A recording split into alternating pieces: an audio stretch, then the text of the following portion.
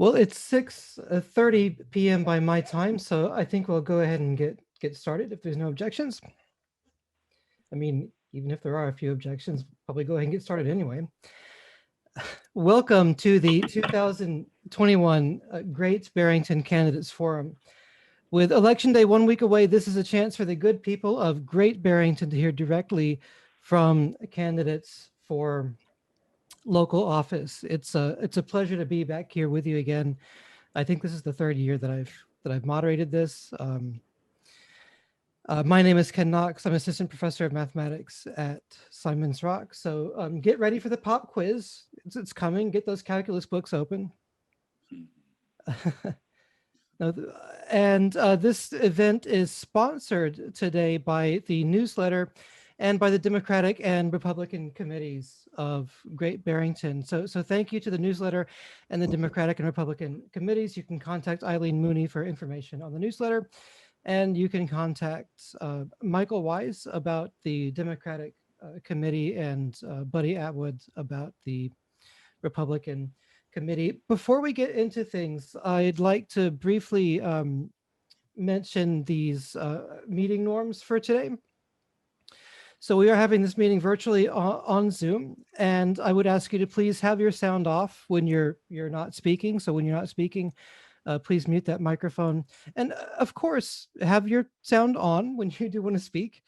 You may type your questions in the chat, and as soon as I see them, I will ask them to the candidates. So I will be checking the chat for questions.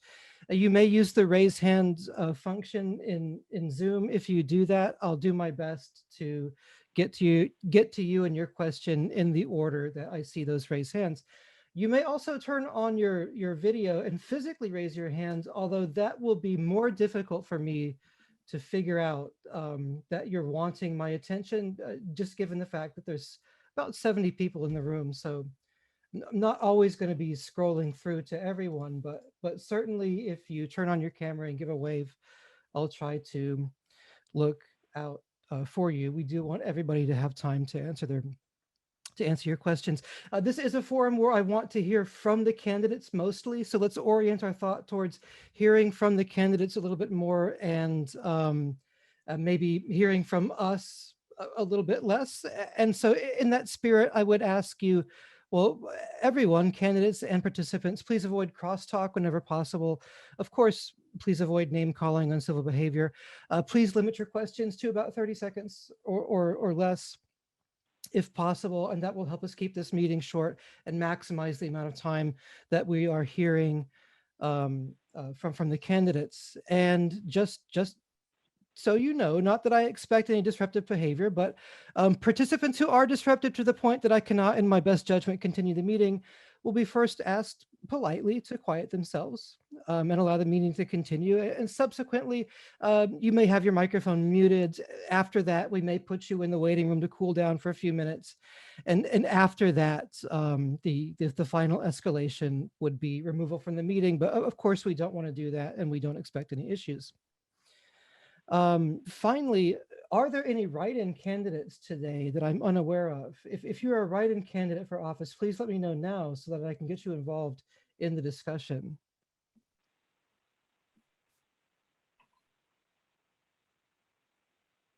Okay, I'm not hearing about any write-in candidates now, but of course you can let me know later on if someone joins.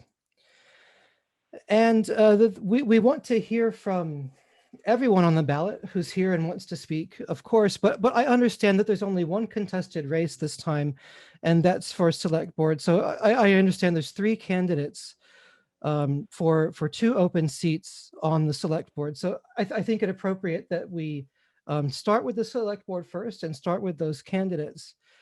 And I'd like to run this sort of like a Q&A, but also like a discussion. So I think what we'll do is I'll give each select board candidate up to 2 minutes to introduce yourself, but you can keep it very brief if you want. There's no need to take up all that time.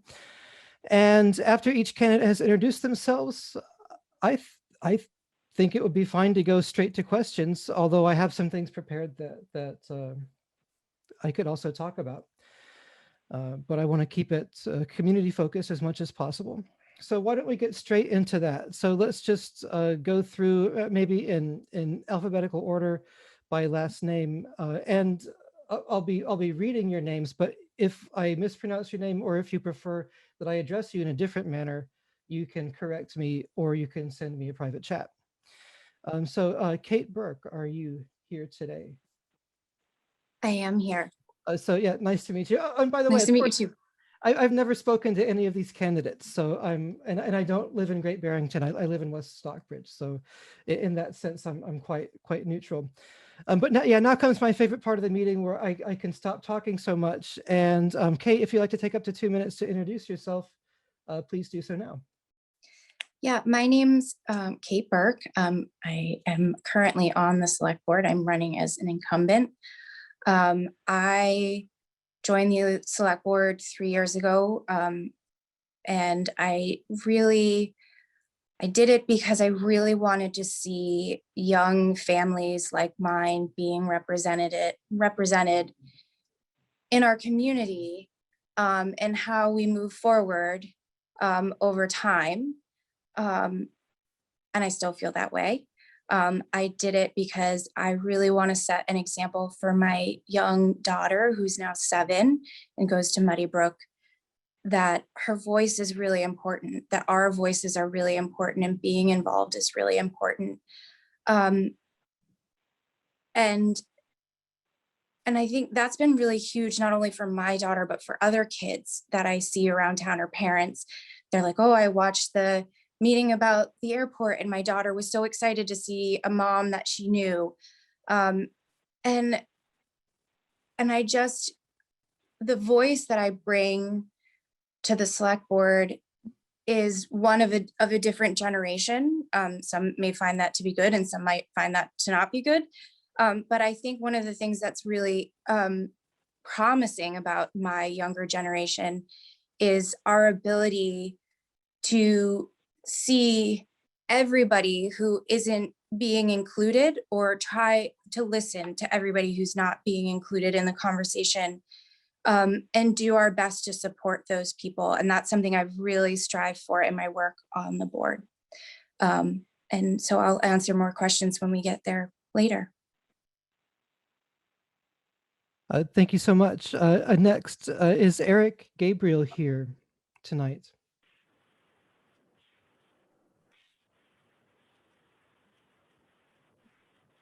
On mute.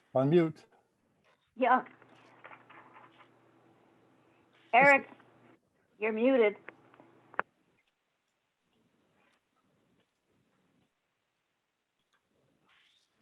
Maybe having some technical difficulties getting Eric on the line. I understand he's with us, though.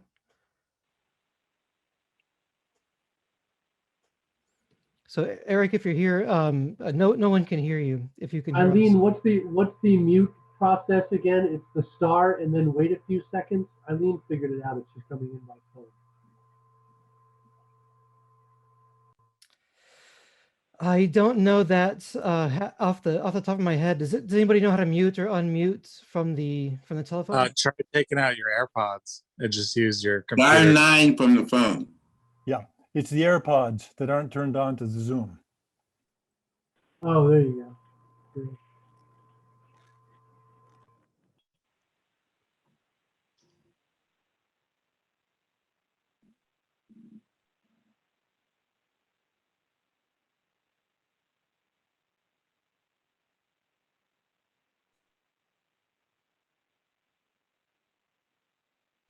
Well, as our vaccination rates get higher and higher, these Eric, take your ear pods out of your ears, shut them off, and go to the bottom left part of your computer and hit the microphone.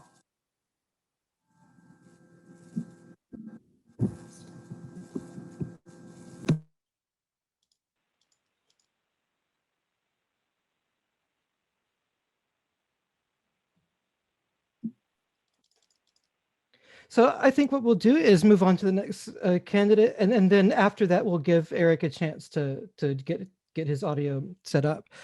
So Garfield Reed, are you here tonight? I am here this evening. So please take up to 2 minutes and All right, I will. My name is Garfield Reed. I am 70 years old, but I feel 50. I live at 107 Castle Hill Avenue in Great Barrington, Mass. I've been there for 37 of the 43 years I've been in Great Barrington, moving from Danbury, Connecticut in 1978. Right now, I'm currently an associate member of the Planning Board. I'm a full member of the Great Barrington Affordable Housing Trust. I'm sorry, how about now? And also, I am also a member of the Community Impact Fund. I'm also on the on the American Cancer Society's event leadership team. I'm a 17-year cancer survivor, so I'm a fighter. I just want to let you know that. I think if you want to serve the town, then you must serve the town. I've done some volunteer work for 10 years. I delivered meals for the First Congregational Church when they were up and running. I often made meals myself and delivered them for Christmas. I did that this year as well. I'm very community oriented. I think if elected, I would listen to everyone. I know I would speak for all the folks. I think I have a kind of a blue collar mentality, and I think we might have or need a voice. I would like to be that voice. I also know if I am indeed elected, I know I will serve all the folks of Great Barrington and Housatonic. I also know that if elected, it's not my job to have all the answers, but certainly it's my job to get the answers for you and to do my homework and to come back with answers that are suitable for the town and the people. That's me for now. Thank you. thank you. And now we'll go to Eric Gabriel. If you've got your technical difficulties worked out.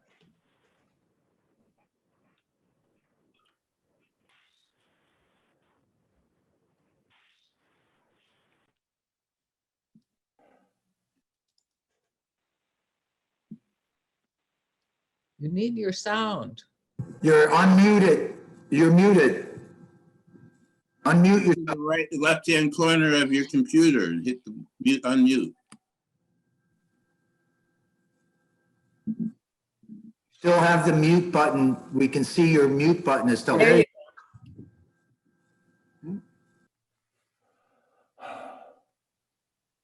Take it off. You just put it back on. You're off now. Eric, make sure your headphones are unplugged from your computer, please. It worked a minute ago when he interrupted. He's Oh, out of okay. the room. Here he goes. We just heard you. Yes, when you were interrupted, we heard you fine. Take your earbuds off and turn them off. Use your computer. Christ, what a disaster.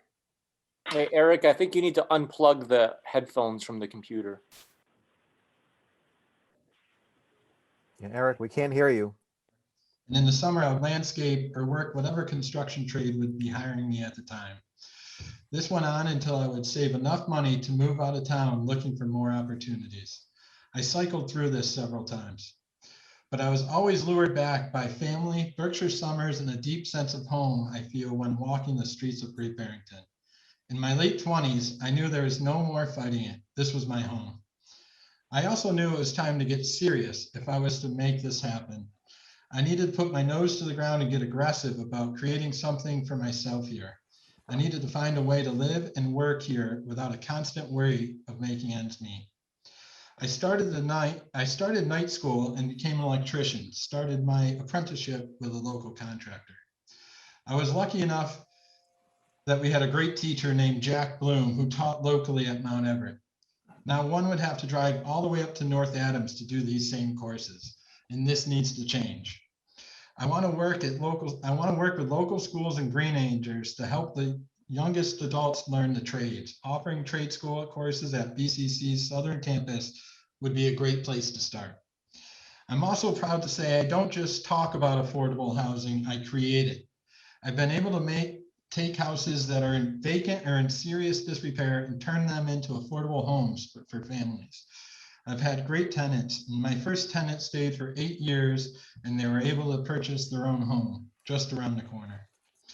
I decided to start my own electric business about 10 years ago. And I bought my first work van for $3,000 and it was a total rust bucket. I now have a solid crew of 5 and they make it possible for me to pivot and focus giving back to this amazing community.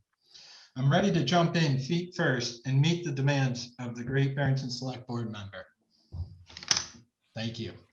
I'm going to try to get this hearing situation sorted. So if you can give me a few seconds, I'm sorry. Okay, thank you. So I think that what we'll do next is go straight to questions. And I do have a question for the 3 candidates. This is from Karen and Fred Clark. To all 3 candidates, either directly or by their endorsers, all 3 candidates have said they will listen to the voices of all residents, many of whom are not typically heard. How will you ensure that those voices are heard and their concerns are addressed? So that's for all 3 candidates from Karen and Fred Clark. Well, sir, this is Garfield. I would pay close attention to what's being, I will listen and I will hear everything. I will make sure that I will have an open line with myself. So if you need to communicate with me and there's something you think is important, I will definitely listen to it. And if you want to follow it up, if there's something you think is really important to you, I will listen. I will make it important to myself. And if we go about the right channels and go about things the way they should be, I'd be happy to assist in something that maybe you feel is important and needs to be accomplished. So I would listen very intently to what's being said and also have an open door policy, even though I am on the board if elected. That would be my policy, so I can indeed listen to everyone.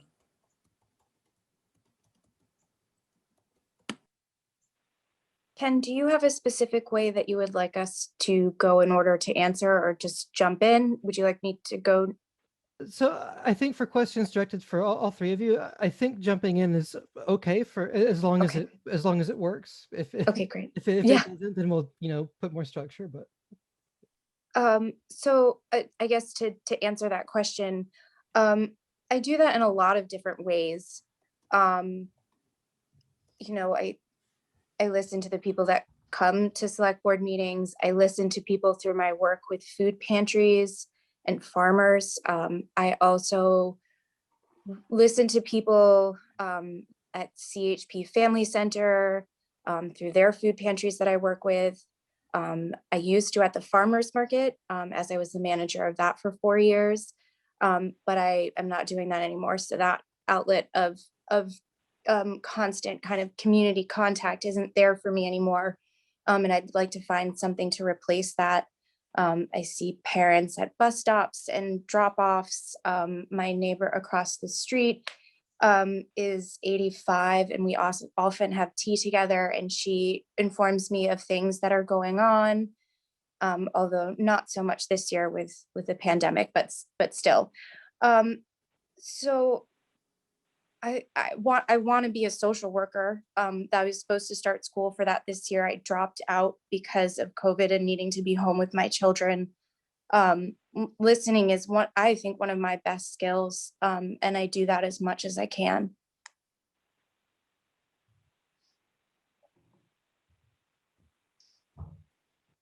Yes. I think anybody that knows me knows I'm a fantastic listener. People always come to me telling me their problems, their issues, what they're working on, and everything. And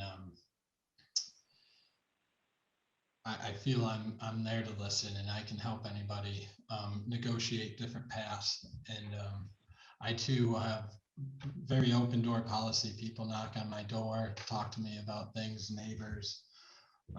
So I'm excited about that aspect of getting more involved with the community and trying to help everybody reach their goals and accomplish what they want to accomplish here in Great Barrington. okay, thank you. Next question comes from Rebecca Gold. And again, this is for all 3 candidates.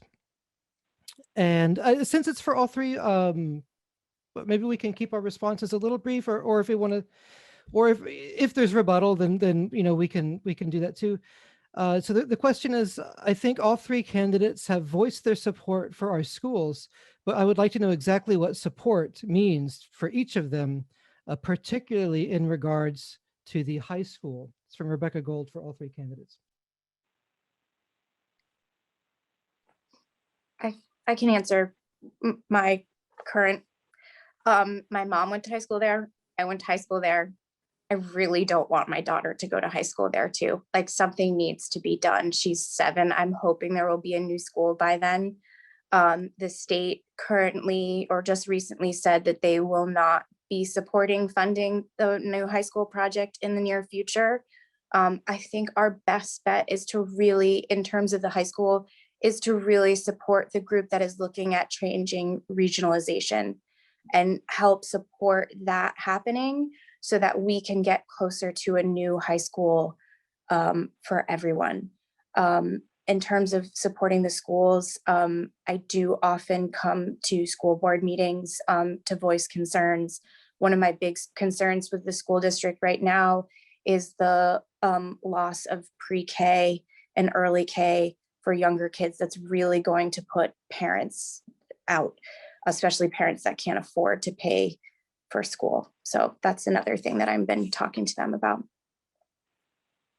This is Garfield. I would speak to the 2 school boards that are now in negotiation, thinking about possibly consolidating the 2 schools or figuring out what would work best for the students that will be attending the school. We all know that there's some declining numbers, so that's why it's important to look at consolidation. But I'm also concerned in thinking that we need to have a very viable vocational component to the school. So I will push for that as well and hope to be in the meetings with the school boards, although that is their decision.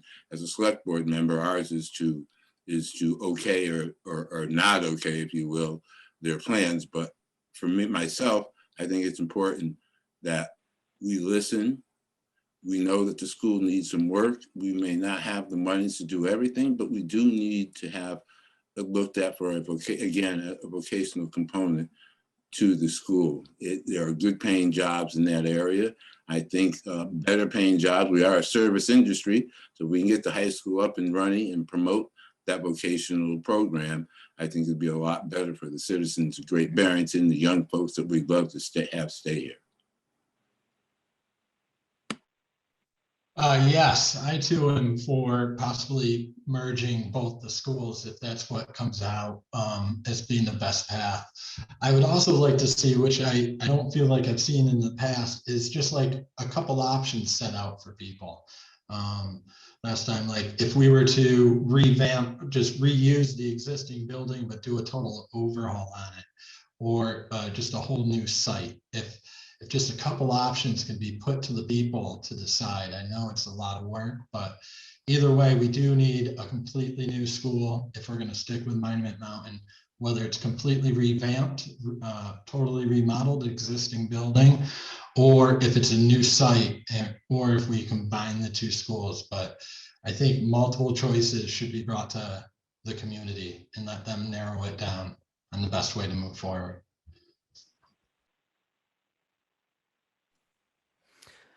Okay, we may return to the school district issue, but for now, I do want to get as many citizen questions in as possible. So I've got, forgive me if I'm pronouncing your name incorrectly, Vivian Orlovsky would like to ask a question. So if you'd like to unmute yourself, Vivian, and ask, please do so.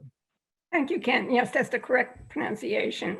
More than 100 Massachusetts towns offer an elderly tax deferral safety net program. It enables longtime homeowners to use their own funds to stay in their own homes. Because seniors pay the taxes later plus interest, it does not raise anyone else's taxes.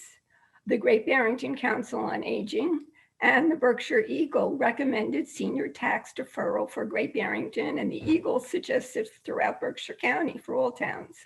So my question to the select board is, will you support such a pilot program on senior tax deferral for our town?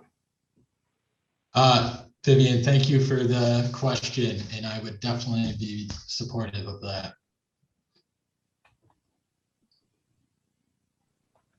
Yes, thank you this is Garfield. Thank you, Vivian. I'm also in favor of any safety net program for long-term senior home owners that doesn't raise the taxes for anyone. I think the senior property tax deferral could be a great way to do so. I am a senior. I think it needs to be delved into a little more. I understand that there's some towns that see it working. I'd like to see if we can work in this town as well, but we still have a little homework to do. Again, as a senior, I don't see it as a bad thing. I agree with the other gentleman. I mean, there's not much more to say. It seems to be a really great program, but it does need to just double check. And I think one of the concerns is if it does enough. You know, is there a way for us to do more? So. Thank you. Thank you. Switching topics a little bit. This next one comes from Peter Most. So I think we all knew this was going to come up. Let's talk about the Great Barrington Fairgrounds. So Peter Most says there has been some suggestion that it should be purchased by the town and turned into a park. Would you support that effort? This is Garfield. I would not support that effort. We have many parks in this town. Don't get me wrong, I love parks, but if you look around Great Barrington, there are many small parks that aren't even utilized now. I would like to think that in some way, I'm not an engineer, but it would be lovely if we could find some engineering to stop that as being a floodplain and find if we could put an industrial park in there. That would be the park that I would like to see. We have plenty of parks in our town right now. So I don't think I would like to turn that into a park. I'd like to turn it into something more that can utilize more by the citizens of Great Barrington. Again, we have many parks in our town.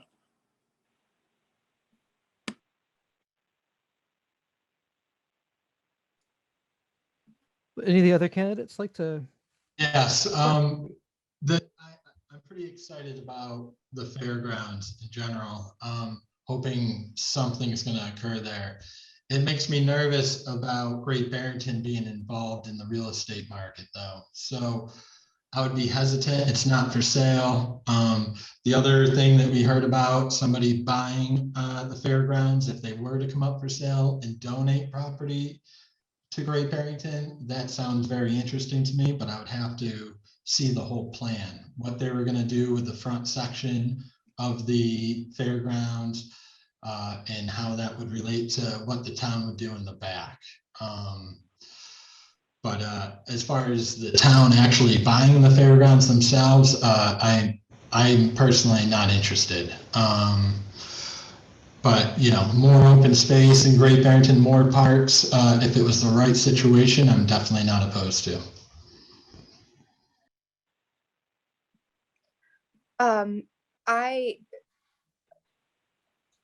I think that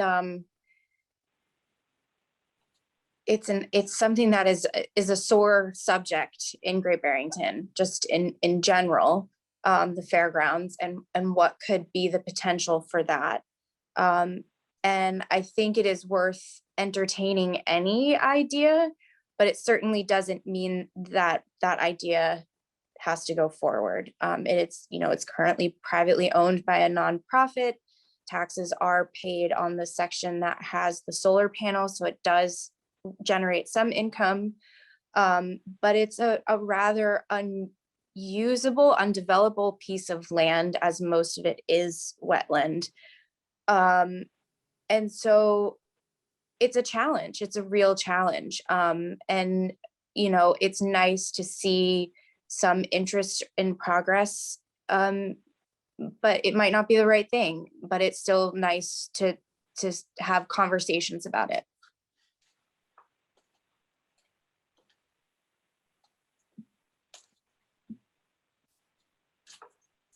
Okay, thank you. And while we're on the topic of property, so I understand, and forgive me if I'm not completely up to speed on everything, but I understand there was discussion about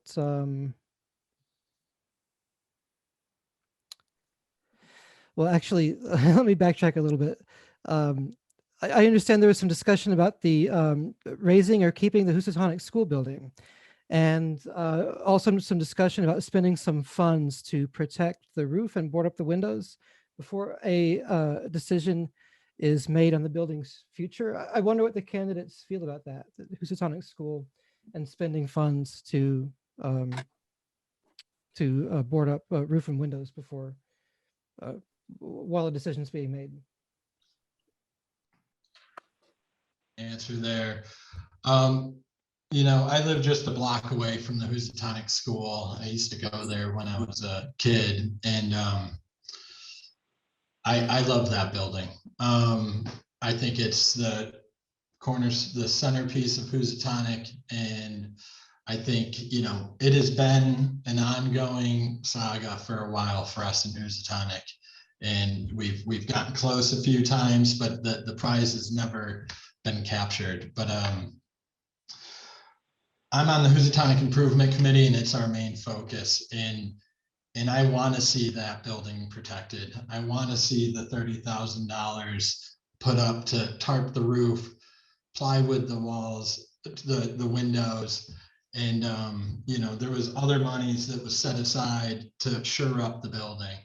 And, you know, I'm fighting for that to happen. I want that to happen. I think it can now is, we're so close to all this new investor money coming in. I just think there's other people have started to, you know, state that they're interested in the building. I feel that we need to give it one more solid shot, have the town show that we're interested in developing and putting money into infrastructure in Housatonic. And I think it would just start, Housatonic would just take off with artisan space, maker space, with, you know, childcare. There's so many young families here. The possibilities for that building are endless in my mind. So I'm excited about it, and that's really why I'm involved. That's a huge portion of why I'm involved, because I love that building and I want it to stay. So thank you. This is Garfield. From what I understand with the talks I've had with some of the town officials, we're actually waiting for the Housatonic Improvement Committee to come up with a suggestion for that building before the town puts out another RFP. So I know it's very controversial. It's something that people I know are near and dear to people in Housatonic, but right now it appears that they're waiting for a decision from the Housatonic Improvement Committee to see how they feel about what they want to do and if their suggestion is a viable one.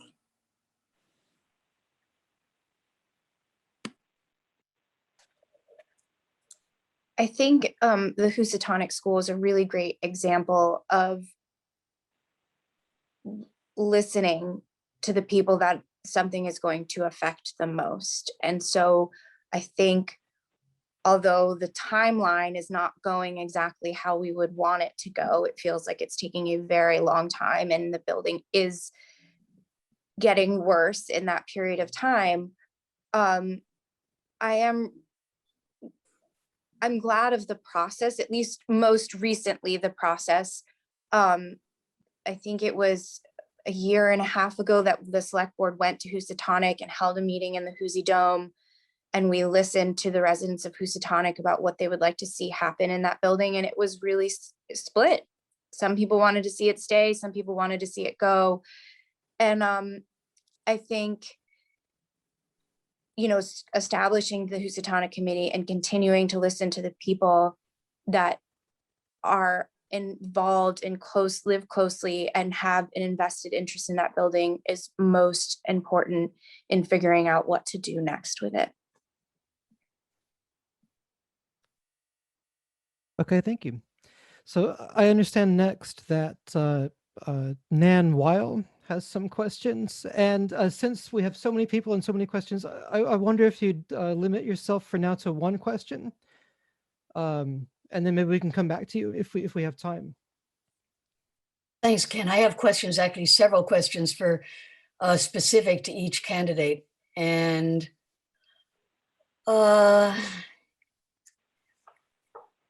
yeah, let me start with Kate. Kate, I think you're a swell woman, and I've known you for years and years. I know you were unsure of running for election and then changed your mind. That was one of my questions. But what I actually am very concerned about is I'd like to know what motivated you last spring to move to close the ATM before all the petitions were presented. That's very problematic for me. Thank you. Nan, that's a really good question. And I can understand why that is really concerning to you. I think my big motivator was that it was dark, it was cold, and there was very close to not having a quorum anymore. And it felt like it was time to go home for the night. And maybe that was the wrong decision. I know people feel both ways about that. And it's, a learning curve for me.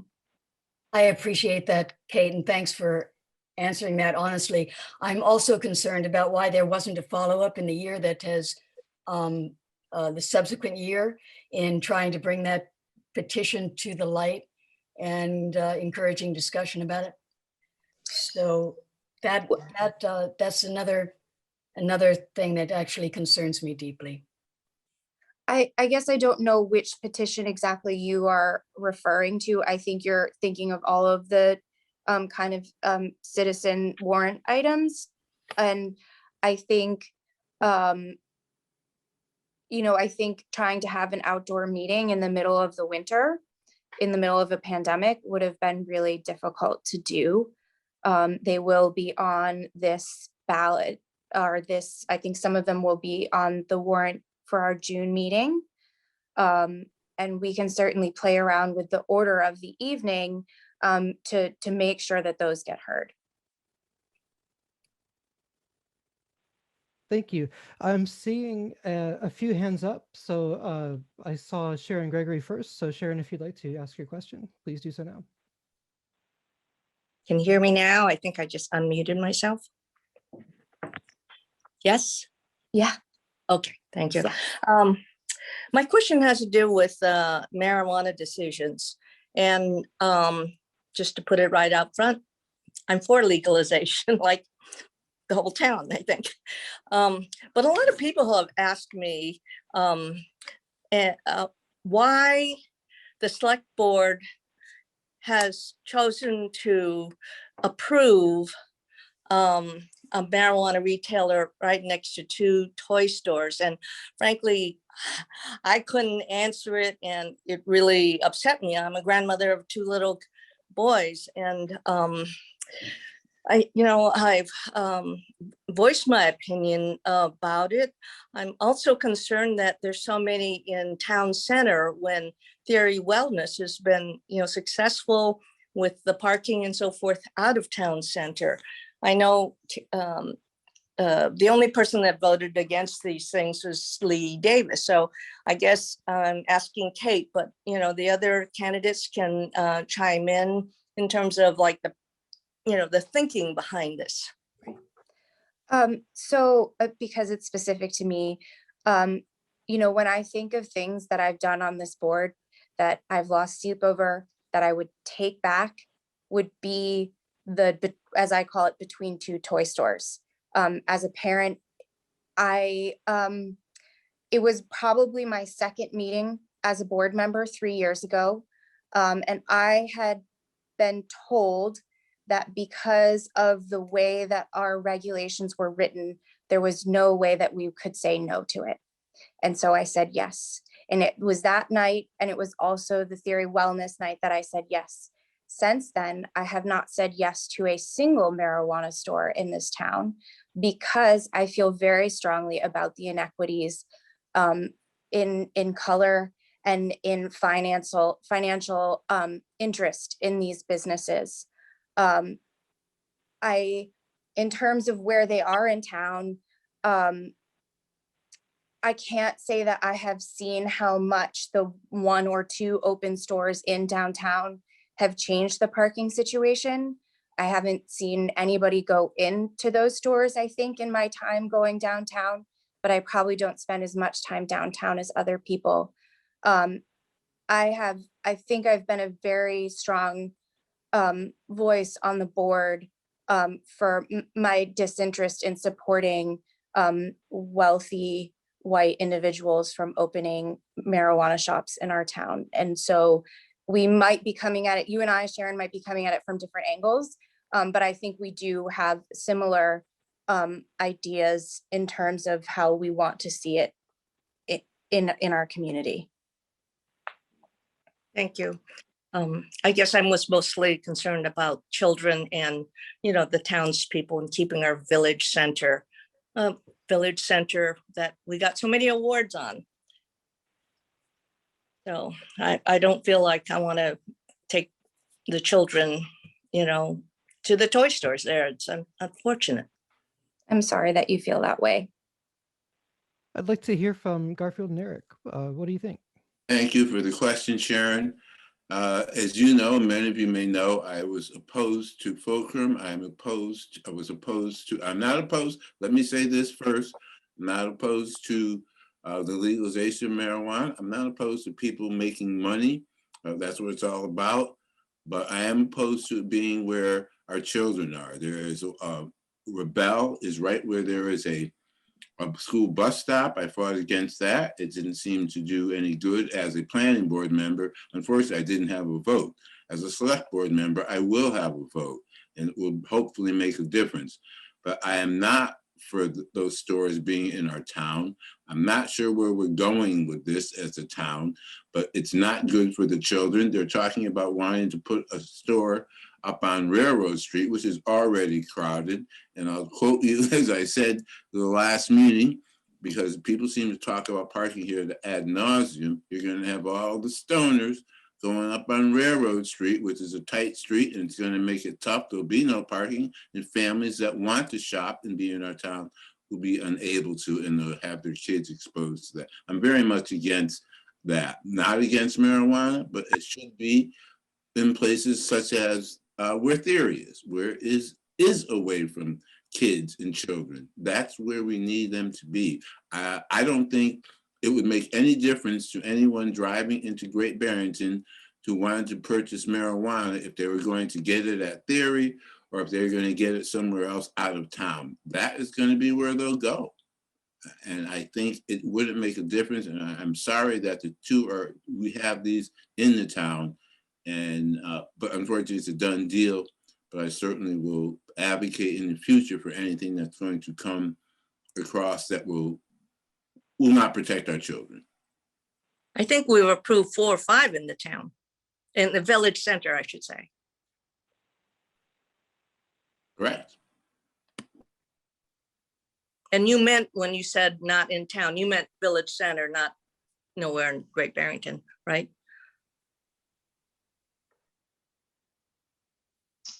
So Ken, my feelings on the dispensaries in the situation is, I think the market's going to sort out a lot of them. I think I don't, I drive through town, I walk through town quite a bit. I'm there for work purposes. The newer stores I'm seeing popping up, I'm not seeing any cars in their parking lot. I'm seeing a couple cars here and there when I'm driving by. I know that they must have invested a lot of money in them. And I'm not seeing the cars there. Theory, as everybody knows, prime parking spots, that place is busy. Why that one's busier more than the most, I have no idea. But I think you're going to see the market thins them out. Yeah, do we want them in our downtown? I don't want them scattered all over downtown. I don't think they're a draw for downtown. But I think you're going to see, in the beginning here, there's a big influx of them. I think you're going to see the permits stopping. And I think you're going to see them just pushing out, and, whether they want to follow Theory's lead or as the other states open up, we're not going to see all the Connecticut plates. We're not going to see the New York plates, so the market's going to go down. Do the locals go to there? I have no idea, but there's not going to be the market for all these coming up soon. So. Thank you. And I'm seeing a question from Trevor Forbes that might be a good follow-up for you, Eric, specifically referencing the application by Fulcrum. The question is, how would you have voted for that had you been a member of the select board? Yes, thank you, Trevor, for that question. If I was a member of the select board, I would have voted no for the Van Dusenville greenhouses. What concerns me the most with the greenhouses, being an electrician, I have seen plans for grow facilities, greenhouses, items like that. The amount of lighting, not just for security purposes, but they end up filling them up for growing purposes. So you would drive by there and it would look like a NFL stadium, you know? So the fact that it was a greenhouse situation there was a definite non-starter for me. And then plus just that close vicinity, you know, it is an industrial type area. But like I said, it would have been like Gillette Stadium there if it happened to go in, so. Ken, yes. May I have just a really quick moment to clarify what Trevor wrote in his question? He said that he knew how I voted on the Fulcrum, but we never reached a vote. They withdrew their application before we voted. So I just want people to understand as they're reading through all of those notes that I never voted on it. So, and I think the select board even had very little time to talk about it as we let citizens speak first, and they spoke very loudly and very strongly about how they felt. So I just want to make sure that people understand that my voice was never heard and my voice was very much with that community. Thank you for that clarification. Yeah. Well, I was there. This is Garfield. I was very much opposed to Fulcrum, and I took a stand. I recused myself from the planning board, which to my knowledge was in favor of it. I was not. I spoke out vocally against it. And I partied, if you will, with the people of Housatonic because I believe in Housatonic and Great Barrington and all of our citizens. It was a terrible thing to do or a place to put it. And I stepped up and spoke out. I was there holding signs. I was there protesting. I was there at every meeting that we had in the town and with the Fulcrum folks, being definitely against it. And I think we did our job. They are not in our town. I think we were successful in showing our disapproval of having a plant there. And even when they tried to make it a smaller size, we felt that it just wasn't going to work. We weren't being told the truth. And I think we saw through their scheme and we basically ran them out of town. I'm proud to be a part of that initiative and that movement. Okay, thank you. I do see that some folks are expressing their opinions in chat, and I see that the candidates have expressed their responses. So I'm happy to move on from that, unless one of the candidates, do any of the three of you want to clarify anything else or make any further remarks? I'd like to say something, please, Ken. Nan Weil speaking. Okay. And Kate, I hope you don't think I'm picking on you. I seem to remember that you voted in favor of Mateague. Is that correct or incorrect? You're muted. Oops. I did vote in favor of McTeague. And one of the reasons I voted in favor of McTeague is it is owned by a gentleman of Indian descent and also run by a man who is Latinx. And that is important to me to have that representation. Thank you. And Michelle Lubert, apologies if I've mispronounced your name, but you've been waiting very patiently. Thank you. Please ask your question. Thank you, Ken. You didn't mispronounce my name. Thank you. I wasn't even going to bring up marijuana issues tonight, but we seem to be on a roll. You know, I've heard it express not wanting, you know, retail around where children are. However, Fulcrum was going to be located directly across the street from the homes of young families. And I just want to point that out. So we're not only talking about retail, we're also talking about manufacturing and cultivation as well. That brings me to this question. In April 2018, the Select Board and the Planning Board had a joint meeting, at which time a Planning Board member expressed an opinion regarding the mills in Housatonic, saying, and I quote the article, Berkshire Edge article, "My dream is that the mills will get reused as growing facilities and come back on our tax rolls." And a former Select Board member had said, well, that may be your dream, it's my nightmare, being a resident of Housatonic. So I'm asking each candidate,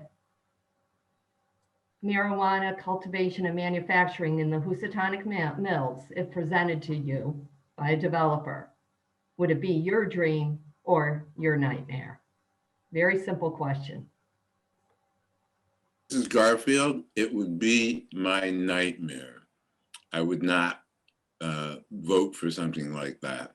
There are better uses for those mills that I think maybe could even have some social programs in there. I don't know, I'll be honest with you. I have not visited them. I don't know the working mechanisms of them, but I do believe that I know strongly I would not advocate for a marijuana manufacturing. It'd be right in town. And there again, in danger of young people and children and families. So I would not be for it.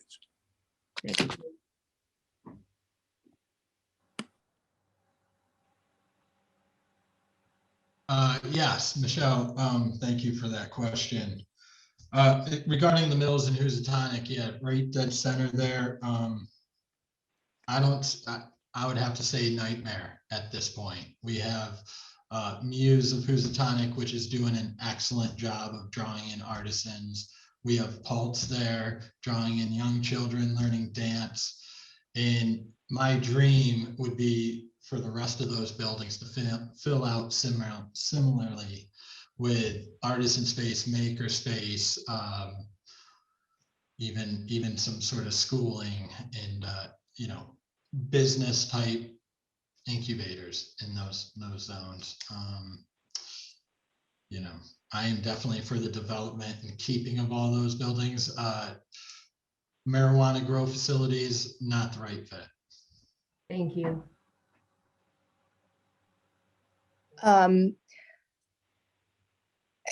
Yeah, it's not a good idea. I also don't think that it is ever going to happen. The owner of the building has plans for the building that don't involve marijuana growth. I think that property taxes and property prices in Great Barrington are too expensive per square foot to try to do something like that. I think the bubble on this economy of marijuana in Massachusetts is going to burst, like fall apart really soon, which I have mentioned,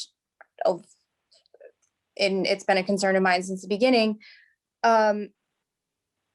So, I mean, you know, no, no, it's, I don't foresee it ever being something that we're entertaining. Thank you.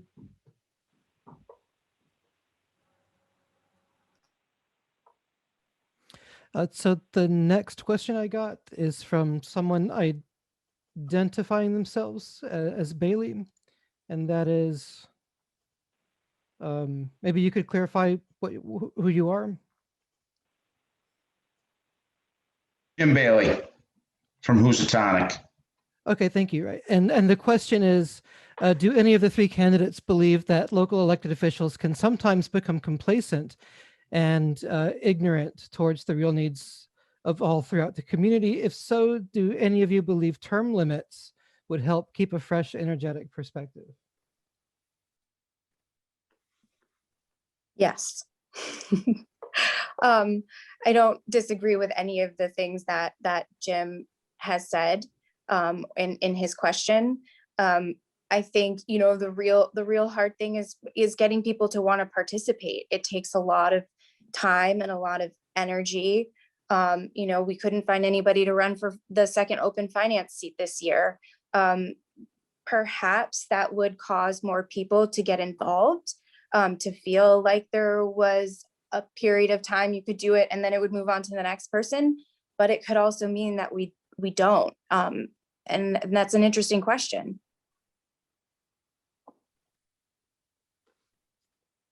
Yes, I agree with Kate there. You know, even just town meetings and stuff, you know, there's poor numbers, Adam. You know, I wish there was more. I myself just getting way more involved the last few years, going to town meetings and stuff, and it is, but there is an issue of tons of non-contested seats and people trying to find the time. It is a commitment. People are trying to pay their bills. People have families. It is. I wish every seat was contested. I wish there was 6 people running for these 2 seats right now. But unfortunately, in Great Barrington, that's not the case. So.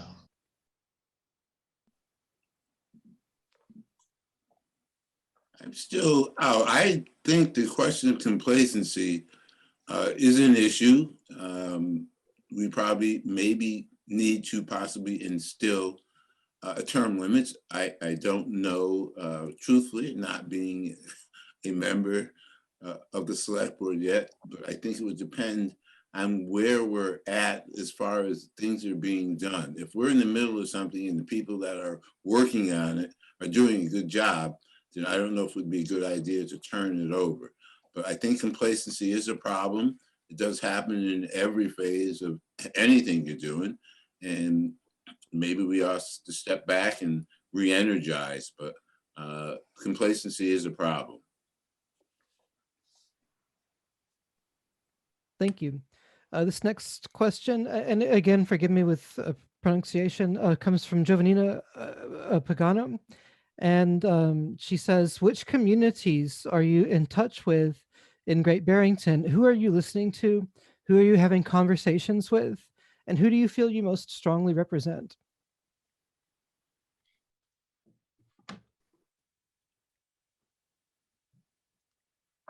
This is Garfield. So I stated earlier, I am pretty much like a blue collar gentleman. I'm still working. My home was made available to me from a loan through Construct, which was made it affordable housing, if you will. So I think that's important. I will come back to that in a moment. The other candidate well, let me just, I'm sorry, Ken. Let me just finish. As you well know, that I am definitely wanting to be someone to speak for people who have not been heard, for the work, not so much at the saying the working class people, but there's a lot of people out here. When we have meetings sometimes, and you only see 5, 6, 7 people here, you have to understand that there are a lot of people who don't have the time to come out, can't commit. Maybe they're too shy, or maybe they have a job that preempts them from doing something because they can't afford to alienate any of their customers. But the people I like to speak to and would want to hear and come to me are the people who feel like they don't have a voice. When you have 6 or 7 people in the room, I used to be in radio. And the example I gave you is when my boss when I told him I used to work at WSBS, as a matter of fact, back in 2002, I was a DJ there. And I would go to my boss and say, you know what, someone said I'm doing a great job. And he'd say to me, well, you know what, if you have one person, you probably have 100. So I like people to think that just because there's only 5 or 6, 7 people showing up to voice their opinion does not mean there's not a bunch of people behind it. So I think we need to, that's what I think is missing. I think we're not really listening to everyone, even if everyone doesn't show up. That's why I wanted to speak for people who maybe might be afraid to speak.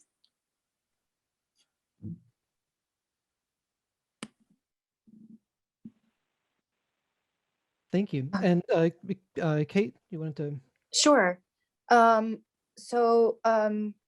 I work for Berkshire Grown, specifically working with local regional farmers to get food directly to food pantries in Southern Berkshire County.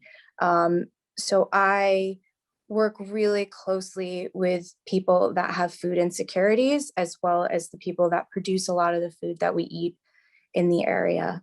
I work really closely with a group of the Southern Berkshire Rural Health Network. And we sit and we talk a lot about these issues, and health more as a bigger picture than just your physical health, but your mental health, your your housing status, and ability. In this group, it's principals and superintendents and hospital directors and immigrant coordinators, and we do a lot of listening and a lot of problem solving and a lot of working together to find solutions, so that people's needs are being met. And I think I've really taken that work that I do into the work that I do on the select board.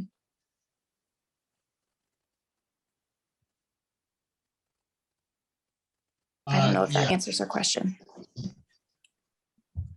So, Ken, thank you. I feel I'm very easy to approach, and like I said, I have people come up to me all the time and talk to me, and I talk to all my neighbors, and I feel there's a sense, and it kind of relates back to the last question. A lot of people I talk to feel a little out of touch, and with the select board or with just government in general overall, and I feel that I could be a good bridge for those people to come in, new member on the board, easy to talk to. I welcome talking to people that we have disagreements with. I like to see different points of view. I like to work on an equal ground to see if we can just meet in the middle somewhere, and all that debate and everything excites me. I do it in a very calm manner.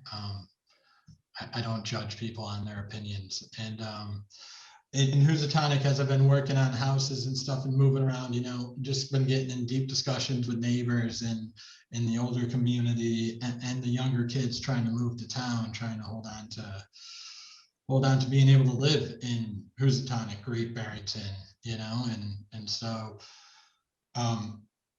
I'm listening to everybody, and I'm excited to listen to more people. This whole opportunity has given me a great opportunity to meet so many new people. And once you think most people, there's just so many more, and it's been a great experience, and I'm love to continue it.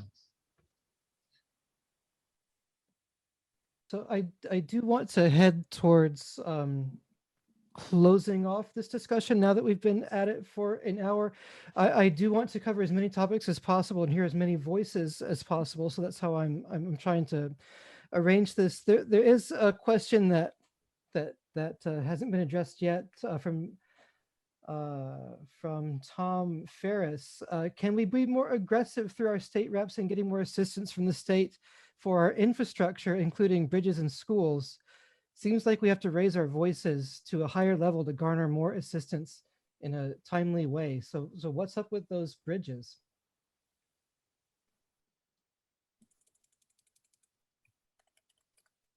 What's up with those bridges? We are getting some progress happening with the Division Street Bridge, that a temporary bridge will be put in or hopefully put in. We have absolutely had the ear of state and even federal representatives in terms of getting moving forward. The process is so arduous. It's unreal. It is incredibly frustrating. And I think, Nan said it earlier, she noticed that maybe I wasn't going to run. And the process has certainly been not just that, but in general, something that has caused me to think if this is the best way I can help my community. But I do think we are raising our voices so that we can be heard and have help with the infrastructure issues. And yes, we can be doing more. Yes, I would, infrastructure is a national issue, right? America's infrastructure across, it's just a disaster. And with something we definitely need to focus on here. We do need to hound the state.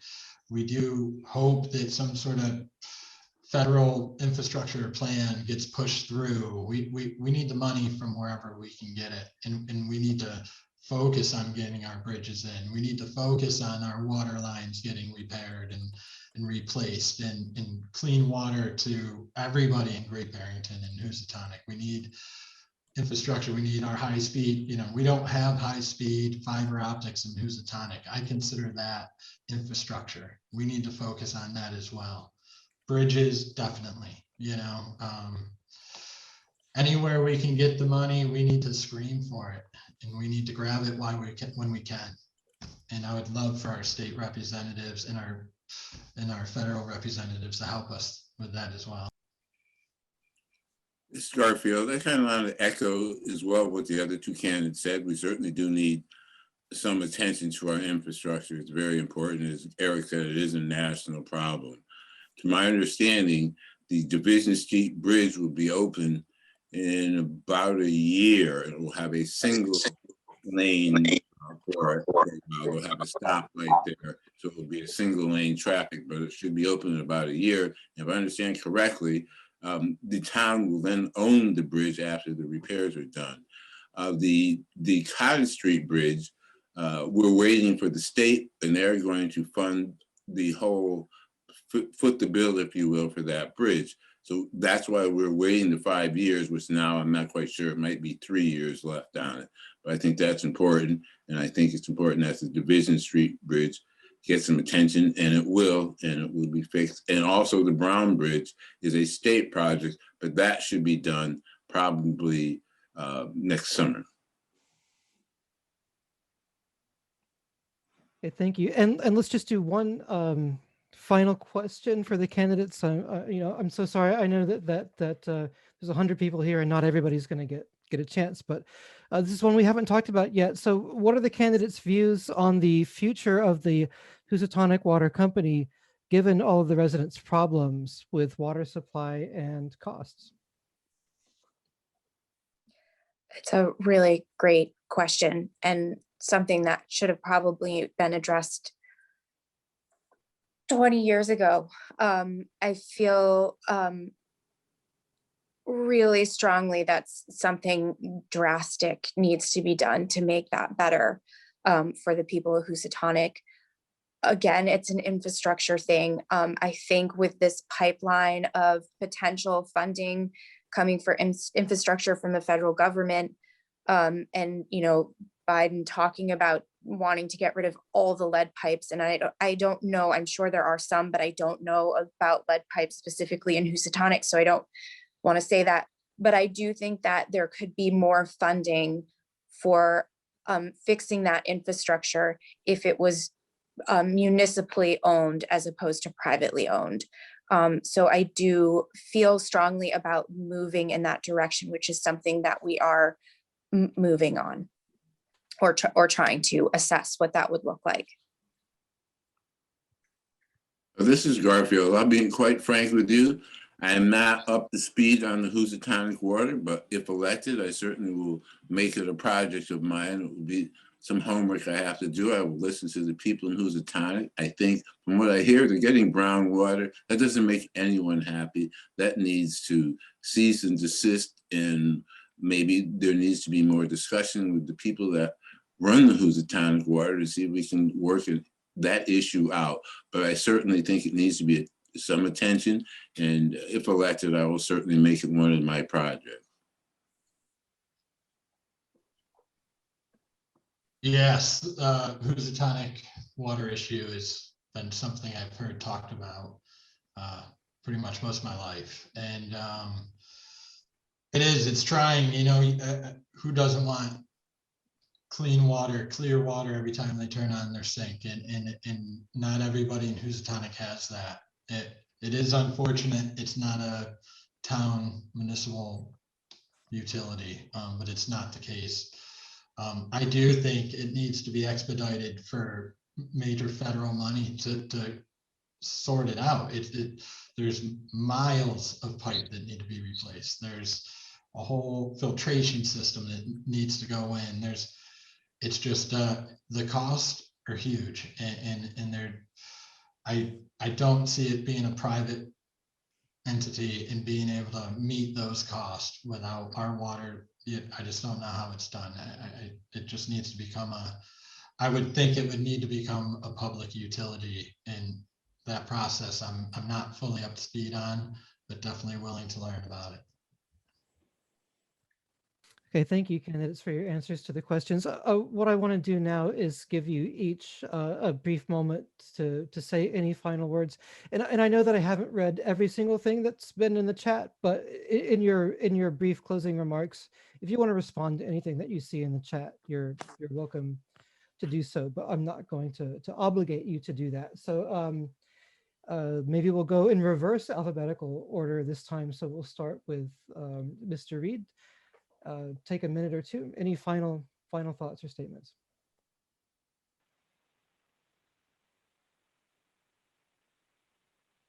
And you're muted, sir.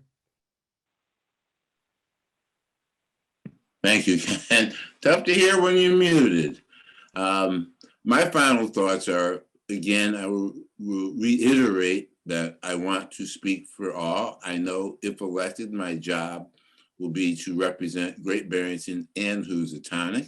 I think sometimes Housatonic maybe feels like a stepchild and does not get the attention it deserves. And I think all of the town, Great Barrington and Housatonic, need to work together. And I would certainly think that I could be someone to help bridge that, what is actually a real concern with people in Housatonic and Great Barrington. Even though we're the same municipality, there seems to be some problems. So myself, I'm a grassroots person. Again, I'm a blue collar type guy. I'm working, I know what it's like. I think affordable housing is something that really needs to be done in this town. I think we need to speak about job creation again. I've not heard it in any meetings. I don't have the answer, but I do know I will start the talks again because it's important. We're a service industry, and the $7 or whatever people unfortunately are making is not going to enable them to be homeowners or property owners and make it tough to pay rent. The median income for household owners in this town is about $84,000. And for renters, it's almost $40,000. It's like $39,685, I believe. So it's important that we bridge the gap. We do need more places like the 45 units that are going in on Bridge Street. And I will clarify that, saying that I don't believe that the state would put people in jeopardy by that. And as I've heard someone say, hey, it's 45 homes that this town needs. So I will push for affordable housing. I would like to see some job creation. Again, as I stated, I think we need to do something with the school. If we consolidate, maybe that will take care of it. But a vocational component would be very helpful to Great Barrington and our young people if we'd like them to stay here. Of course, higher paying jobs and a safe community. I've spoken with Chief Stority. He's very sincere. I let him know that they're on the right track as far as getting assistance where it's needed. They have a canine dog. They also are working with a mental health worker when there's an issue. They're speaking with someone who will help them with autism. They're also having chief stories, having their officers put themselves in the victim, if you will, or the perpetrator's place to let you know how it feels. So they have their finger on the pulse, and I endorse that, and I like what they're doing. Thank you.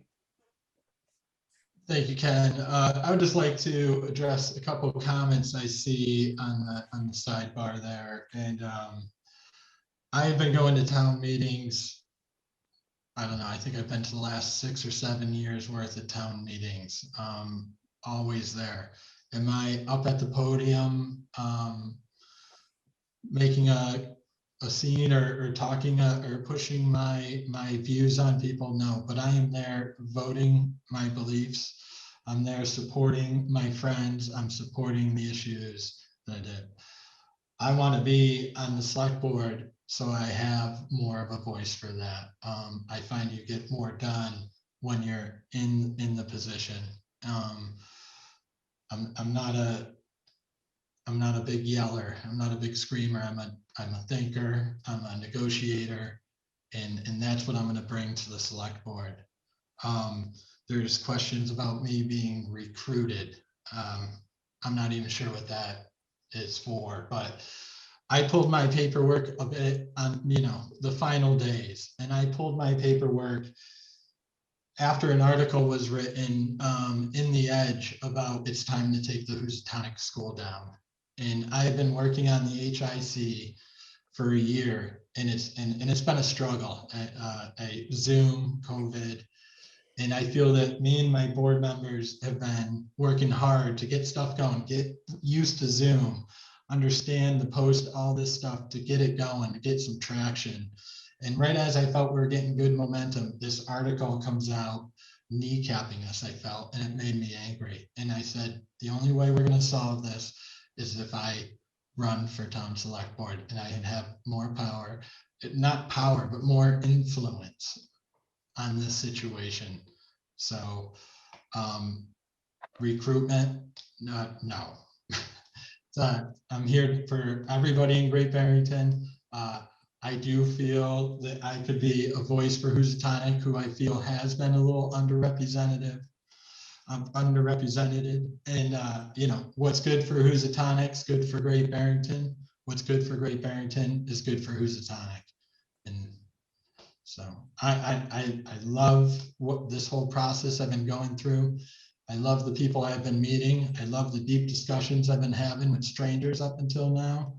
And I love the fact that old family friends I haven't seen for years have come knocking on my door, asking how to support me, asking whatever they can do to help me in this situation. And it's just been an awesome feeling. And I'm so glad to have been a part of it. And I hope to be a part of it for a lot longer. So thank you for everything tonight. And thanks, Ken, for everything. Thank you. Okay. Yeah, I have to say, I think that Great Barrington is going to be in really great hands. However, this election turns out, I think both Eric and Garfield are great, great candidates. I have spent the last year at home, out of work, dropped out of school, stuck at home with my 2 children until they started going back to school. And I definitely wasn't able to do all that I wanted to do for this town. And I'm listening and I'm learning, and I really would like an opportunity to continue to sit on the board of the select board for another term, to be able to continue to think about the issues that are really important to everybody. And be a voice for a lot of people that aren't heard, which I feel like I often am. And so I would be grateful for that opportunity.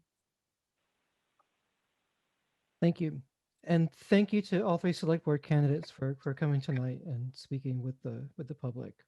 We appreciate that. Thank you, Ken. And thank you, we're citizens of Great Barrington, for your questions and your concerns. And I hope you will consider me on May 11th as your select board member. So we're going to move now to the Finance Committee. And I understand that there are 2 open seats on this committee and only 1 person running. So there is a seat that is open that, to my knowledge, nobody is running for. So once again, if there's any write-in candidates, please let me know through chat.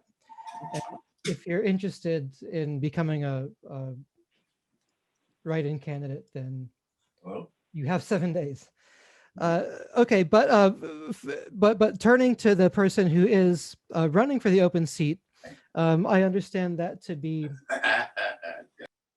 Phillip Orenstein or Orenstein. Are you here today? I'm right here, yeah. Great. Would you like to take a moment and introduce yourself? Sure, I'm coming in at the end, so I will try to be very brief. Hello, my name is Phillip Orenstein, and I have lived at 4 Alfred Road for over 20 years. My family and I love Great Barrington, its people, and the landscape. With a career in finance and an MBA from NYU, I feel well prepared to contribute to the town's government. The importance of the Finance Committee to the town is well stated in its mission statement on the town website. That is to provide advice and assistance to the town manager, select board, and other town officials on financial matters by efficiently identifying, analyzing, and making recommendations on financial matters that have a material impact on the well-being of the town. In other words, to make sure that our collected tax payments and borrowed money are spent carefully, appropriately, and productively, and in a manner consistent with the town's established budget and financial policy. In addition to its role as a fiscal watchdog, the Finance Committee should provide thoughtful recommendations relating to larger changes to funding sources and expenditures. For example, town revenues will continue to be affected by significant events, such as the COVID pandemic, the legalization of cannabis, and changes to state and federal aid programs. On the expenditure side, recent events highlight our infrastructure needs, including bridges, water supply, affordable housing, and the schools. On some of these more controversial items, the ability of the Finance Committee to provide objective, fact-based assessments is critical to the long-term health of our town. Thank you. Thank you. And I'll ask you a brief question. And if anybody else has questions while we're talking, we won't go very long, Scout's honor, but you can use the raise hand function or put them in the chat. School district budgets make up a large portion of town budgets, don't they? Like as a general rule. So I wonder how you conceive of your role on the Finance Committee when it comes to looking at those proposed budgets, you know, these big 120-page documents you get. Do you feel like the Town Finance Committee has any oversight responsibility for that? Or do you feel like the school district should just be somehow trusted to make their own budget and we should provide them the resources they need? Well, certainly, I mean, the town budget has about 13 million of its own spending on town affairs, but the school system is independent, and there's a totally separate infrastructure in place to make those decisions about what the school budget should look like. So as I am learning this, and candidly, I am learning this as a newcomer to the town government potentially, the Finance Committee role in the school budget is relatively modest. We certainly approve the ultimate allocation of funds by the town to the school district, but our input into the line-by-line items in that school budget, and certainly big decisions within that school budget, are relatively modest. At the same time, I certainly have an opinion about the school system. It's obviously by far the largest cost item in our town's budget. It dominates our spending, and it obviously grows significantly year by year. The effort that's been underway now for several years to explore options to consolidate the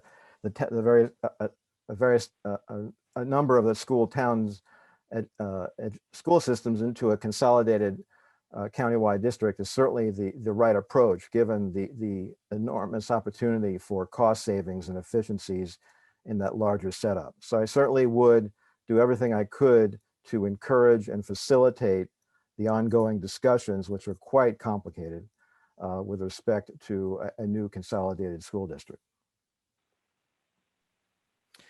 Thank you for your response. And I understand that Vivian has a question for you.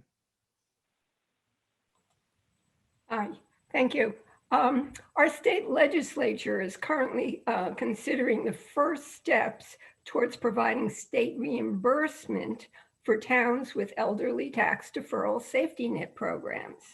Would you, as a future member of the Finance Committee, consider asking our state representative, Smitty Pignatelli, and our state senator, Adam Hines, to prioritize such state reimbursement of senior tax deferral programs?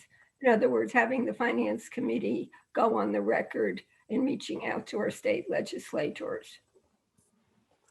Well, my understanding of our role in that process would be to provide essentially analysis and a detailed assessment of the implications of your tax deferral proposal to the select board. And then the select board would make a decision as to how it wants to proceed. I've heard your proposal in detail on a number of occasions. It's certainly well-intentioned, and you're absolutely right. It's been deployed in various towns within Massachusetts, and it has all the right objectives. If I were to be serving on the Finance Committee, what I would certainly want to do is work with the other members of the committee and really get a better sense of a detailed understanding of the implications to the town of the tax deferral program. And we will have to first consider it without any state reimbursement, as that program is not in place yet. So for example, I agree with you that a tax deferral is not, it's still, those deferred taxes are still payable by the homeowner at some later point in time, most likely when they sell the house or they pass away and the house is sold. What the town needs to understand in a little bit greater detail is the implications to its cash management with any material rollout of this program. Because we're not, again, it's a deferral, but that means that the town may be short some funds for a significant period of time. So for example, if we have more people using the program for a longer period of time with longer deferrals, and that will have implications to the town, and the select board just needs to see a bit more detail, or a great deal more detail, as to the implications of that program. But I think I certainly, again, understand the objectives of it, but it's a classic case where the devil's in the detail there. There are a lot of variables within that proposal that can have a material effect on the cash and financial health of the town, and we need to help the select board better understand that. My question was asking whether you would encourage the Finance Committee to reach out to our state legislators to move forward on a state reimbursement. And that is separate from what we decide to do, go ahead with in Great Barrington. Obviously, Yeah. it would influence the future of our program here. Well, I mean, I agree. I would be happy to do that. I'm not sure how successful that would be, but it certainly would make the program even that much more appealing to Great Barrington if we were reimbursed on all the deferrals and there was really no cash impact to the town. So I agree with you, that's a terrific outcome. I would just be very cautious in thinking that the support of the Great Barrington Finance Committee would move that ahead much faster. You never know. That's true. That's true. Thank you. Thank you. Okay, thank you. If there are no further questions for Phil, we'll move right along. So do you want to give everyone on the ballot a chance to have their voice heard? Next up is moderator, although I understand that Michael Wise had to run to moderate another meeting. But I'll just check. Michael Wise, are you here? So I think he had to attend to another obligation. Move on to Board of Health. I understand that Peter Stanton is running for Board of Health. Are you here, Peter Stanton?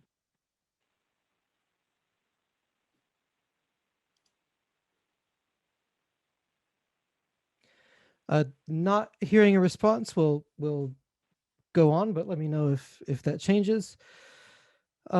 Next, let's look at library trustees. I understand we've got 2 candidates running for 2 seats on the for library trustees, and those candidates are Patrick Hollenbeck and Kathleen Plungis. So Patrick, are you here? Present and accounted for. And Kathleen, are you with us?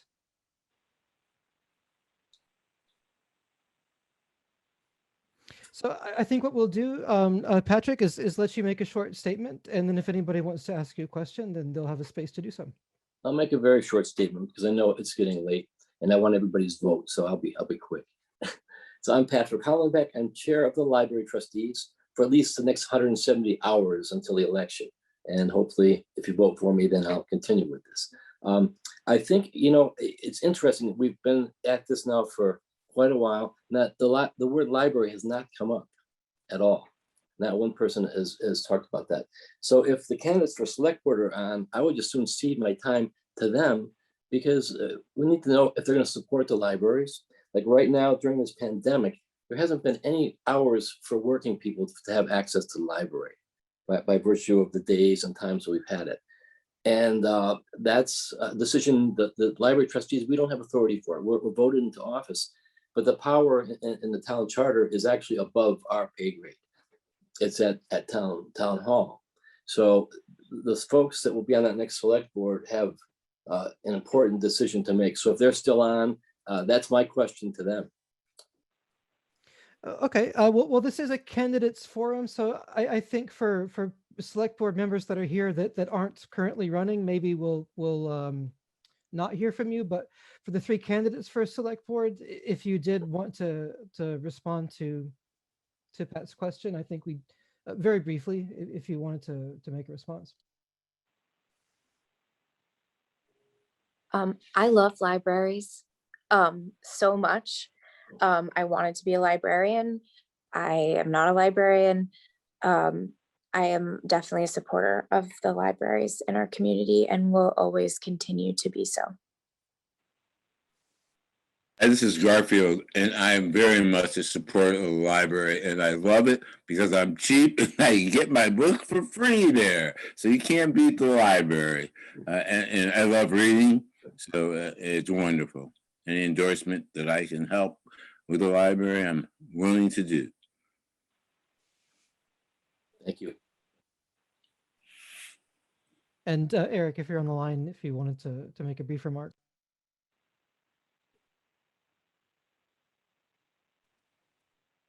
So Eric may not be here, and that's fine. Yeah, thank you. Anything further for Patrick? Okay, thank you. So let's move on to Housing Authority. I understand we've got 2 candidates for 2 open seats, and those candidates are Mary Pat Akers and John Grogan. Mary Pat, are you here tonight?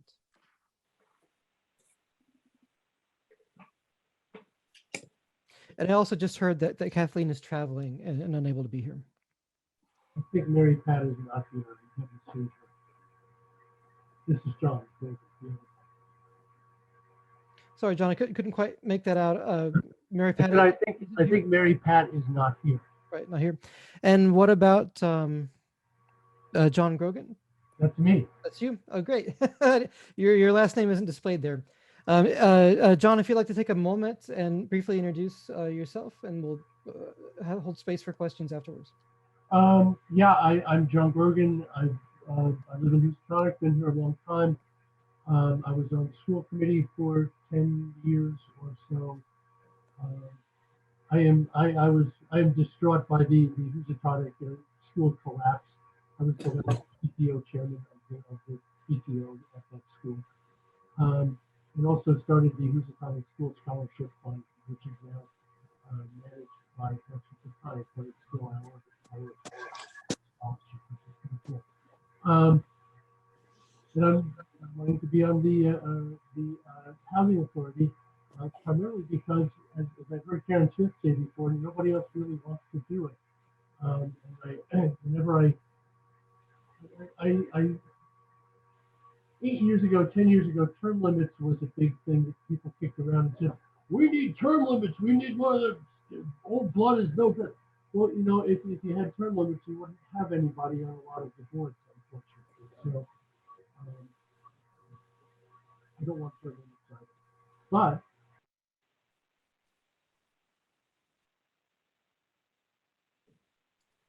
Looks like we may have lost John there. If we get him back, we'll give him a chance to finish his remarks. But for the moment, perhaps we'll move forward to planning board. I understand there's one candidate for one open seat. That's Pedro Patrano. Pedro, are you here tonight? I am here. And would you like to make a brief statement? Yeah, sure. I'd like to introduce myself to those who don't know me. My name is Pedro Paciano. I have been an associate member of the planning board for 2 years and have had the pleasure of serving the last 3 years as a full member. As in my duties on the planning board, I serve as a delegate also at the Berkshire Regional Planning Commission, which is a great treat for me. As if you're not familiar with what the work of BRPC is, I encourage you to look up their website. That's full of information about the county in which we live in and lots of programs that they promote across the county that help a lot of people and also help our government locally. Also, I served on a housing committee. It's a subcommittee made up of 2 select board members and 2 planning board members. I was on an open space and recreation committee where we looked at and identified locations across town that we thought were the most suitable or more important areas to advise the state for grant money. So I'm glad to say things like the path all the way up to CHP up Stockbridge Road was part of the work that we did on the Open Space and Recreation Committee. The last 3 years, or really the last 5 years, my focus on the planning board has been on housing, creating housing diversity. So we're always talking about affordable housing in town, but it's very important that we also think about a diversity of housing. What I mean by that is we have a town dominated by single family homes, which leaves out the opportunity for many people in our town to live in smaller places like apartments and condominiums, townhouses, that sort of thing. I believe that our dwindling population is directly related to us not having that type of housing diversity. So I'd like to keep working towards creating more opportunities across town, particularly in areas, if you think about the main corridor, Route 23, all the way up from the senior center all the way up to Stockbridge Road, we are loaded with infrastructure along that area that is just dreadfully poorly, or not poorly, but dreadfully underused. And it's an important area, or the most logical area for us to really be focusing our development. So the housing question and the development question in those areas are keys to what I would hope to bring for the next 3 years to the planning board. So with that, I'm happy to take any questions from anybody. Could I jump in and just apologize? I guess I didn't put enough quarters in the machine or something. Of course, John. Let's finish up with the planning board, and then we'll come back to you. My machine might die at any moment, so I'm checking it out. Okay. I said my piece. If you have questions. We'll get back to John in just a moment. Thank you, Pedro. Are there any questions for Mr. Patrano?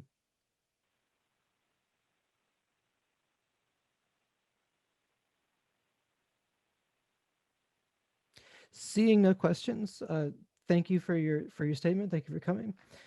Sure. And- If I could just say one more thing, Ken, I'd like for anybody who's out there listening that, I haven't heard in the last 3 years, I don't hear a lot from people having questions for me about what we do on planning. I invite anybody to contact me anytime they want. I especially encourage people who are interested in proposing citizens petitions to town meeting to contact me, and I'm happy to help in any way I can. Whether or not I agree with what you're doing or not, I will most certainly help you, formulate it in a way that would. What I'm trying to say, I guess, is that the people sometimes propose things to town meeting for changes to our bylaw, but our bylaw is very complicated. So getting a proposal with a language that's sort of suitable to be able to include into the bylaw can be kind of tricky. So I would just like to think or open the door to anybody who's interested in my advice to reach out. Thank you. I do see a hand up, Michelle Lubert, if you'd like Sure. to ask a question. Thank you, Ken. Michelle Lubert, 70 Division Street.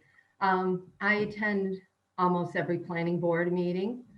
And oftentimes the topic of neighborhood character is brought up. Many times, citizens attending the meetings are there to defend their neighborhoods, protect their enjoyment of property. And I have heard on more than one occasion, neighborhood character almost scoffed at. I would like to just hear from Mr. Patrano what his position is on our residential neighborhoods and the people who live there and their right to enjoyment of property versus town planning. Thank you. Well, I mean, if I can ask you, what do you mean about what I think about our residential neighborhoods? Well, I was talking about neighborhood character. For example, on Maple Avenue, I'm just picking Maple Avenue up as the neighborhood. They were talking about the enjoyment of their property. Their homes are there versus the apartment complex going up at the nursing home. You're well aware of the Fulcrum battle up on Van Duzenville Road, the residents up there wanting to protect their neighborhood enjoyment of property. There is the airport neighborhood as well.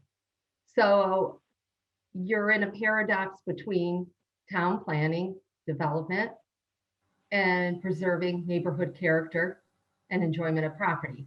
I'm simply asking, what is your position on that? Okay, well, I would invite anybody to look up my my opinion on character that I published in the Edge a few weeks back. That will elaborate a little bit more on what I'll say tonight. I think the real question about neighborhood, about character in general, is a preservation question, and the questions as I ask in my essay are, what exactly are we preserving, for who, for what, what's the purpose, and what's the effect of that preservation. So it's a very difficult question.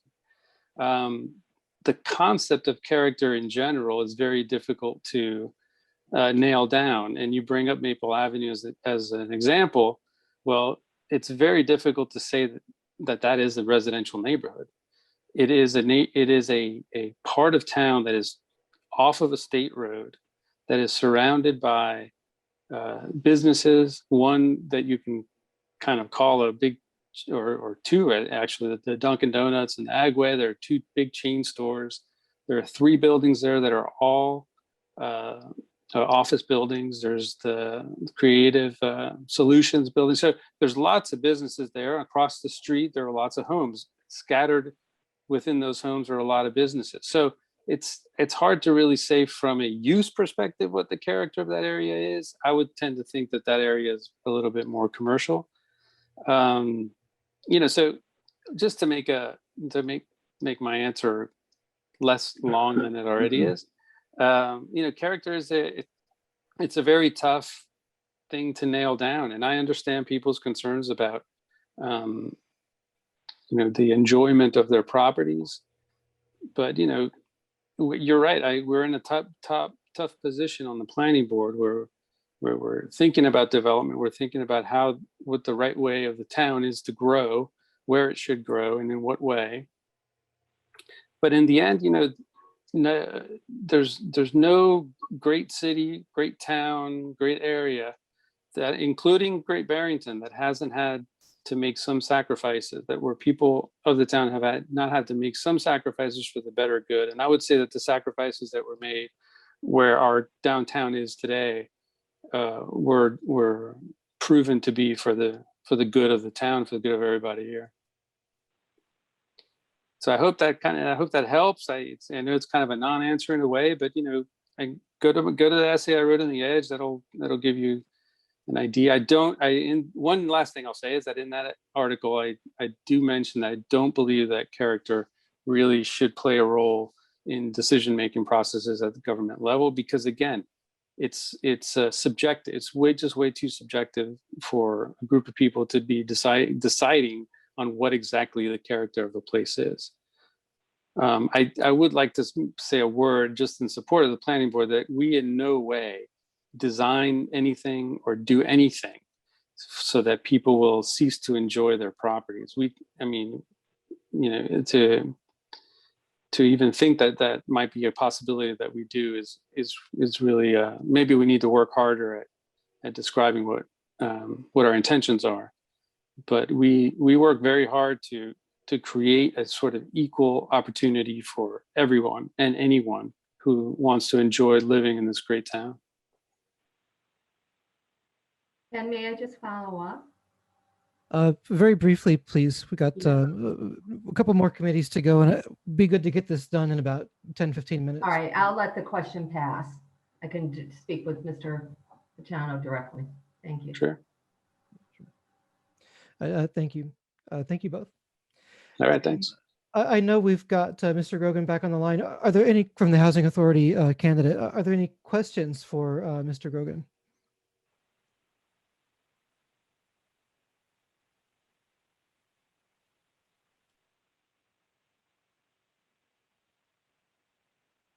So John, if you did want to take like a brief moment, half a minute to finish up your introduction. I'm done. I have this wonderful sentence. No, I really don't have anything else to say. I mean, I've been to, I was appointed to the Housing Authority. I've been to 2 meetings. I think there's a lot that we can do. I think we definitely with the affordable housing movement taking place. And I'm excited to see what we can. John, I'm sorry, I'm having trouble hearing you. Could you speak closer to your microphone? Okay.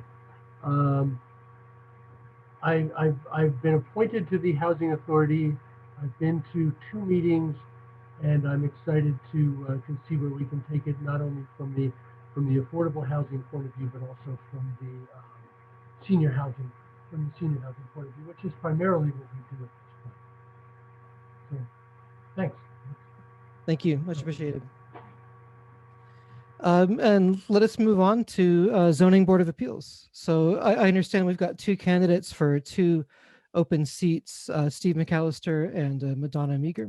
And I understand that Madonna is not here tonight, but Steve is. Is that correct? Are you here with us, Steve? Yes, I am. And I will turn on my camera also. There we go. So if you'd like to introduce yourself for up to 2 minutes. Well, I won't take that long. I'm Steve Mcallister. I'm finishing my first term on the planning board. I mean, the Zoning Board of Appeals. I say planning board because I was a planning board member for 19 years in the town of Tolland, and I was the chairman for about probably 15 of that. So that was the background that I came out of. The Zoning Board of Appeals is a bit different because of its powers, and it's a fairly powerful board in dealing with land and structures. And so I've found the Great Barrington Zoning Board of Appeals to be a very well constituted board. There are a lot of smart people on that board, and I've really appreciated working with them. We do our best to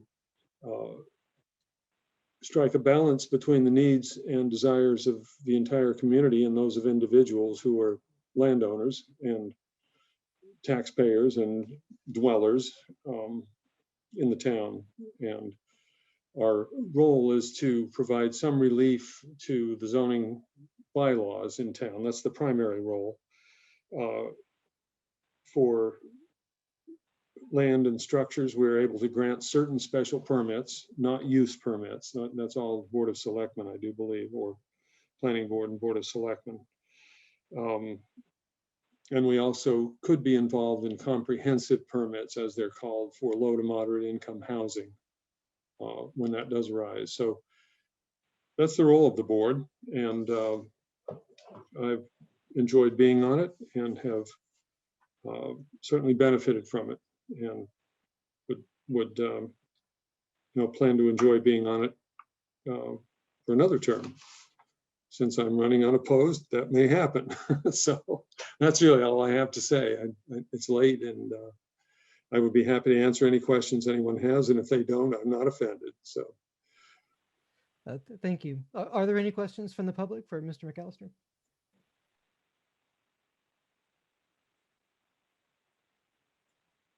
Good. Seeing none, we thank you for your introduction. Thank you for being here. Mm-hmm. You're welcome. And we'll move finally to constables. I understand we have two candidates for two open positions, Walter Atwood 3 and John Broderick Jr. Are either of you here today?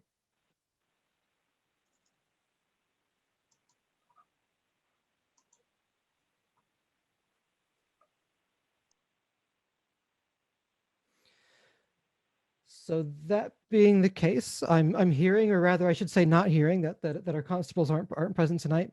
And so that will conclude all of the candidates on the ballot to my knowledge. And with that, I think we'll close our forum for this year. I want to thank all of the candidates for coming and interacting with the public. I want to thank the public for coming, interacting with the candidates. I thank the newsletter and the Democratic and Republican town committees for sponsoring this event. And I'll leave you all by saying, have a good night and go vote.